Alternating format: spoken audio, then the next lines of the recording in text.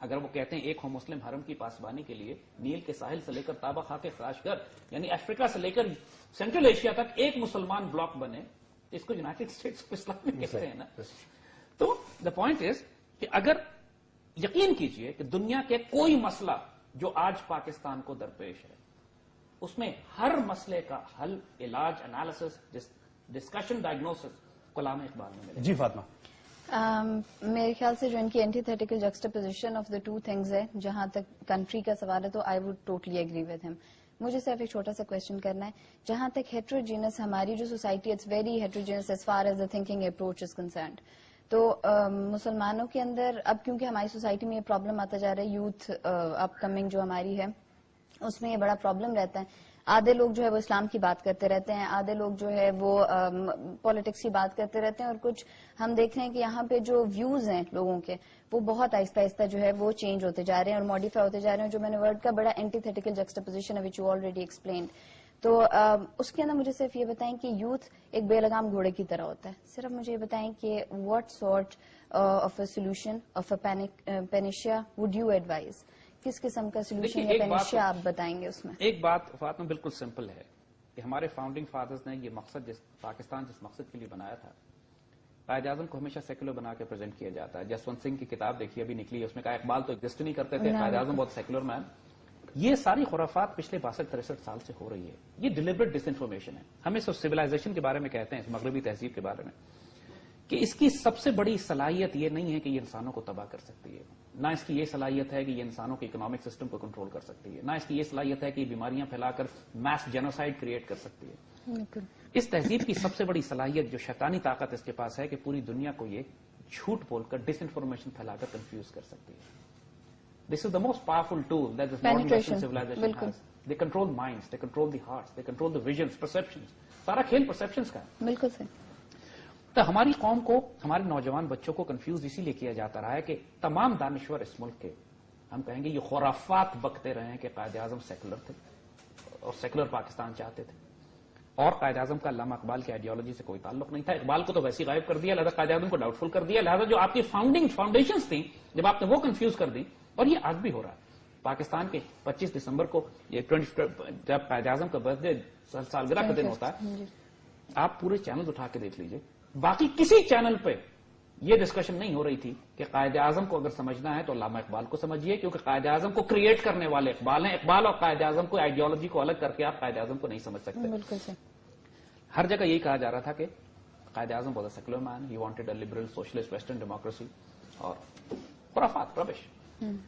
تو لیکن اب نوجوانوں میں دیکھیے بات یہی ہے کہ اس سائیوپس کا مقابلہ سائیوپ سے ہی کیا جا سکتا ہے، انفارمیشن وار سے ہی کیا جا سکتا ہے. اس ڈس انفارمیشن کا مقابلہ سچ بول کے کیا جا سکتا ہے. اینڈ الحمدللہ this is what the strategy has been. اور اب نوجوان جیسے ہم نے کہا نا کہ سوال کر رہے ہیں، وچ از دا موسٹ پازیٹو تھنگ.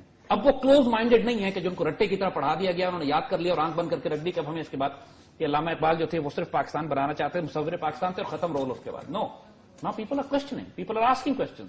اگر وہ صرف مصور پاکستان تھے تو انہوں نے فارسی میں کیوں شاعری کی؟ اگر وہ صرف مصور پاکستان تھے تو وہ ان کو یہ کیوں کہا ان کے استادوں نے کہ Iqbal is the poet of the future? یہ انہوں نے کیوں کہا he is the man at war with his age? بالکل. یہ سوالات. جی حارث زید صاحب اتنا زبردست طریقے سے انہوں نے بیان کر دی، کافی ساری چیزیں تو یہیں پہ کلیئر ہوگی. آپ کی بات سے میں پوری طرح سے متفق ہوں کہ یہ سائبر اور جو ہماری جنگ چل رہی ہے میڈیا کے تھرو.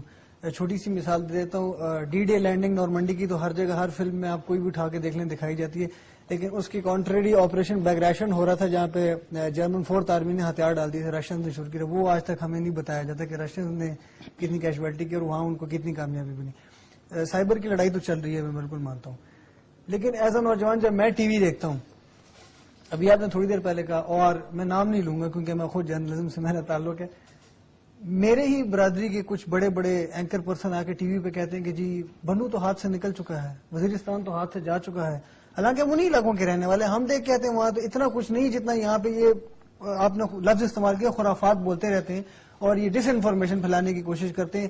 یہاں کا جو پنجاب کا، سندھ کا، بلوچستان کا یا ایک فیڈرل میں رہنے والے ایک لڑکے لڑکی تو وہ جب یہ سب کچھ دیکھتے ہیں وہ تو پریشان ہو جاتے ہیں، تو کہتے ہیں یار واقعی پاکستان ختم ہو گیا. مجھے صرف یہ بتا دیجیے ان لوگوں کا کتنا ٹائم رہ گیا دیکھیے کے اوپر یہ کنٹرول کر کے جو انہوں نے سب کچھ رکھا ہوا ہے. کسی مغربی فلاسفر نے کہا تھا کہ سب سے خوبصورت طریقہ ایک معاشرے کو طاقت بخشنے کا یہ ہے کہ آپ جنرل نالج پھیلا دیں اس میں. You make the masses aware of what is happening. اور اس کے بعد دیکھیے ہم مثال آپ کو پاکستان بننے کی دیتے ہیں. کہا جاتا ہے کہ پاکستان قائد اعظم نے جمہوری طریقے سے بنایا ہے. مسلمانوں کی مسلم لیگ تھی, الیکشنز ہوتے ہیں, مسلمان جو ہیں پاکستان کے حق میں ووٹ دیتے ہیں. یہ جمہوری طریقہ ایک حد تک چلتا ہے, اس کے بعد ایک ڈائریکٹ ایکشن بھی کرنا پڑتا ہے. جب مسلمانوں نے الیکشن جتوا کے مسلم لیگ کا مینڈیٹ اپروو کر دیا کہ ہم پاکستان بنانا چاہتے ہیں, پاکستان کے ریزولوشن 1946 کے الیکشن ہوتے ہیں, اس کے بعد بھی انگریزوں نے انکار کر دیا کہ ہم ہندوستان کی تقسیم نہیں کریں گے. اور آپ اگر تاریخ اٹھا کے دیکھیے تو اس کے بعد قائد اعظم نے کہا نو فردر ڈیموکریسی, نو فردر جمہوریت, اب ہم سڑکوں پہ نکلیں گے, اب ڈائریکٹ ایکشن ہوگا. اور یہ تھریٹ تھا کہ جب لاکھوں مسلمان سڑکوں پہ نکل آئے, and that terrified the British, terrified the Congress. انہوں نے کہا اچھا یار ہندوستان تقسیم کرو, ہم جا رہے ہیں. سو ان ایوری انوائرمنٹ پاکستان میں اللہ کے فضل سے جو اب اویئرنیس بلڈ ہو رہی ہے, جو اب نوجوان کنفرنٹ کر رہے ہیں, چیلنج کر رہے ہیں. مثال کے طور پہ کراچی میں رائٹس ہوتے ہیں اور 7,000 5,000 دکانیں جلائی جاتی ہیں, سینکڑوں گاڑیوں کو توڑا جاتا ہے, ایک آدمی اریسٹ نہیں ہوتا. اس کے باوجود میڈیا کا حال یہ ہے کہ میڈیا ہوسٹیج ہے پورے پاکستان میں, کہ جو وہاں کی ریسپانسبل جماعت ہے اس کے خلاف کسی کی جرت نہیں ہے کہ بات کر سکے. شرمناک بات ہے نا.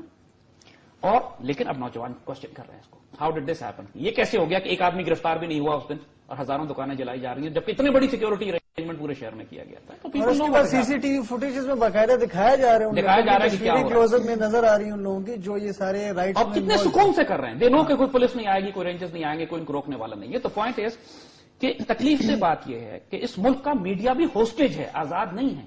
پہلے بیت اللہ محسوب تھا, اس کے خلاف کوئی میڈیا کی جرت نہیں تھی کہ بات کرے. مجھے یاد ہے کہ جب انہوں نے پاکستان آرڈننس فیکٹریز میں دھماکہ کیا تو ان کا جو اسپوکسمین تھا مولوی فقیر, اس کو اس طرح رسپیکٹ دے رہا تھا میڈیا, 6 چینلز پہ بیک وقت میں موجود تھا, اور اس سے سوال اس طرح کیا جاتا تھا کہ مولوی فقیر صاحب ابھی آپ نے خود کو حملہ کر کے 40 مسلمان مار دیے, تو اس کے بارے میں آپ کیا کہیں گے. And he was being given full air time کہ وہ اپنی ساری پاکستان کے خلاف زہر اگلتا رہے. اینڈ میڈیا واز گیونگ ہم ریسپیکٹ انسٹیڈ آف چیلنجنگ ہم کہ تم بدبخت آدمی, تم نے اتنے بے گناہ مسلمان مار دیے اور پاکستان کے خلاف جنگ کی. یہی حال اس میڈیا کا ہے کہ جو کراچی میں جو ٹیررسٹ ایکٹس ہو رہے ہیں ان کے خلاف کسی کی ضرورت نہیں ہے کہ بات کر سکے. تو بات یہ ہے کہ I do not expect this media, نہ میں اس کے لیڈرز کو, نہ اس کے اندر کام کرنے والے لوگوں کو. ان لوگوں کا role 4th pillar of the state نہیں ہے. آئی بی ویری فیئر ہے, 5th column of the enemies ہے. یہ 4th pillar of the state نہیں ہے, یہ کیونکہ میڈیا کا خیال سے ایک ہی چھڑی سے آنکھ رہے ہیں زاہد صاحب. اس کے اندر نہیں. دیکھیے میں بھی میڈیا پہ بیٹھا ہوا صاحب, لیکن بات جاری رکھتے ہیں, ایک کال لے لیتے ہیں. میرا خیال لوگ پروگرام دیکھ رہے ہیں, بات کرنا پسند کریں گے. ہیلو السلام علیکم جی. ہلو السلام علیکم جی. Hello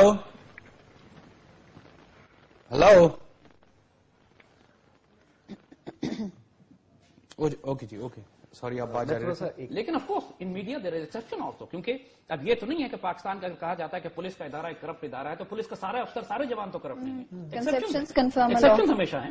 when we talk of a general statement ہم دیتے ہیں تو اس میں ہمیشہ ایکسپشن اپنی جگہ پہ ہوتے ہیں.